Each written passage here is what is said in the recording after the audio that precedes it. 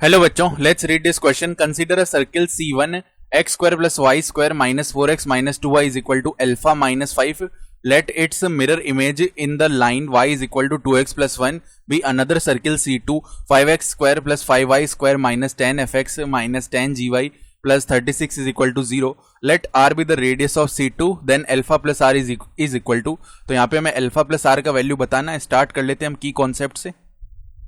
तो यहाँ पे देखो, हम जानते हैं कि अगर कोई सर्किल की इक्वेशन दी हुई है x square plus y square plus 2gx plus 2fy plus C is equal to 0, इस तरीके से दी हुई है.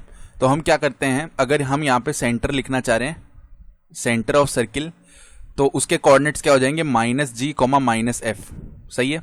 और अगर रेडियस लिखना चाह रहे हैं, रेडियस, तो वो हो जाएगी square root of G square plus F square और माइनस का सी. ये फॉर्मूला होता है. साथ ही साथ देखो, reflection of a point, reflection of point x1 comma y1 about a line ax plus by plus C is equal to 0. तो देखो, ये रिफ्लेक्शन कैसे लिखते हैं, x minus x1 upon A is equal to y minus y1 upon B is equal to minus 2 multiply में इधर A X one plus B Y one plus C आ जाता है, और अपॉन में क्या आ जाता है, ए स्क्वायर प्लस बी स्क्वायर.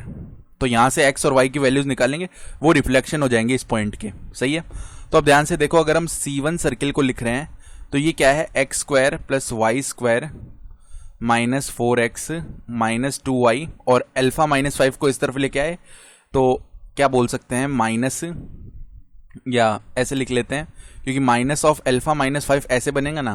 ठीक है. तो इसको हम क्या लिख रहे हैं, देखो, माइनस, या माइनस को अंदर मल्टीप्लाई कर लेते हैं तो प्लस का 5 माइनस अल्फा ऐसे लिख सकते हैं, तो प्लस 5 माइनस अल्फा ऐसे लिख दिया इज इक्वल टू 0. अब इसके अगर सेंटर के कोऑर्डिनेट्स निकालेंगे तो सेंटर देखो क्या आ जाएगा, minus of coefficient of X का आधा कर लेना है, तो -2 माइनस ऑफ -2 कितना हो जाएगा, प्लस का 2 कॉमा, यहाँ पे देखो minus of coefficient of y का हाफ कर लेना है तो -1 आएगा, माइनस ऑफ -1 यानी कि +1, ये आ गया. अब रेडियस निकाल लेते हैं, तो रेडियस कितनी हो जाएगी, स्क्वायर रूट ऑफ 2 का स्क्वायर 4 प्लस में 1 का स्क्वायर 1 और माइनस में 5 माइनस अल्फा, ये वैल्यू बनेगा. तो ये बन जाएगा square root of 5 minus 5 plus का अल्फा, यानी कि ये बन गया रूट ऑफ अल्फा. ये हो गई रेडियस.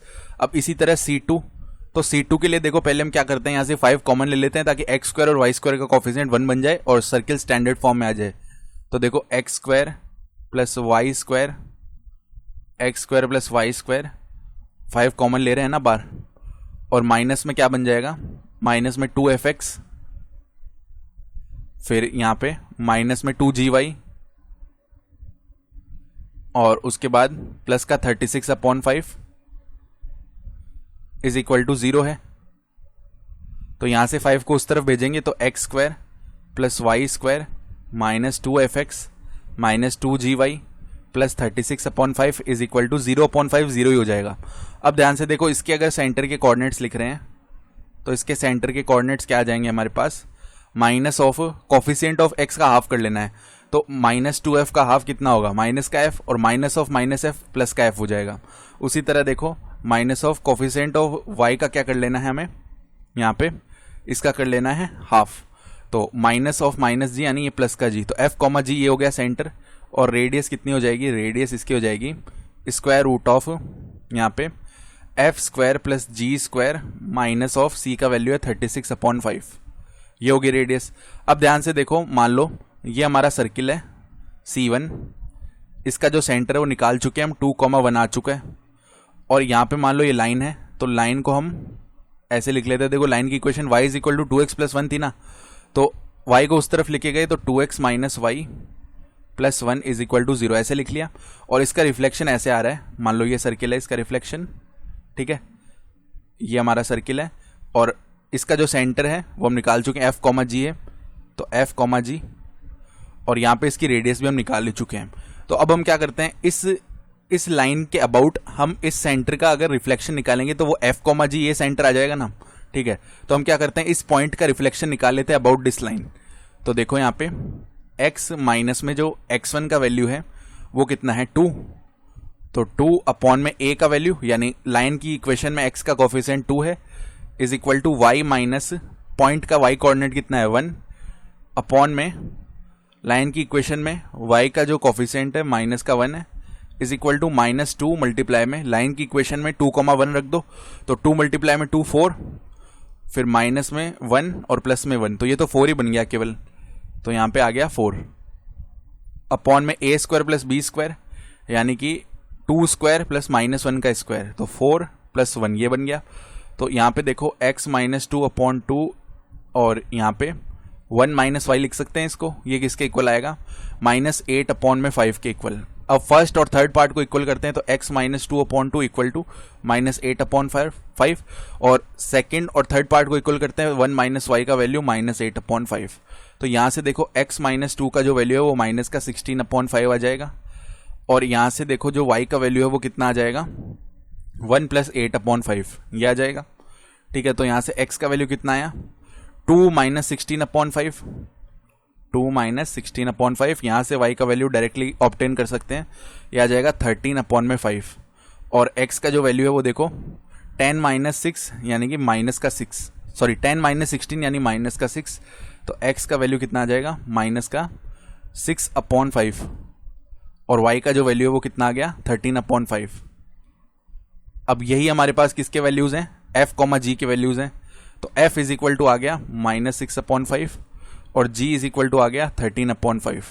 अब देखो रेडियस क्या थी जो सेकंड सर्किल है, अब देखो दोनों ही केसेस में रेडियस तो सेम रहेगी क्योंकि सर्किल तो सेम ही है तो रेडियस तो सेम रहने वाली है, यानी हम क्या बोल सकते हैं रूट ऑफ अल्फा का वैल्यू कितना आएगा root of alpha is equal to जो सेकंड सर्किल की रेडियस है root of f square plus g square -36 upon 5 तो रूट ऑफ f स्क्वायर का वैल्यू यानी -6/5 का स्क्वायर प्लस 13 अपॉन 5 का स्क्वायर माइनस का 36 अपॉन 5। यहाँ से हम क्या बोल सकते हैं रूट ऑफ अल्फा का जो वैल्यू है वो स्क्वायर रूट ऑफ यहाँ पे स्क्वायर कर लिया 36 upon 25 plus 169 upon 25 minus 36 upon 5।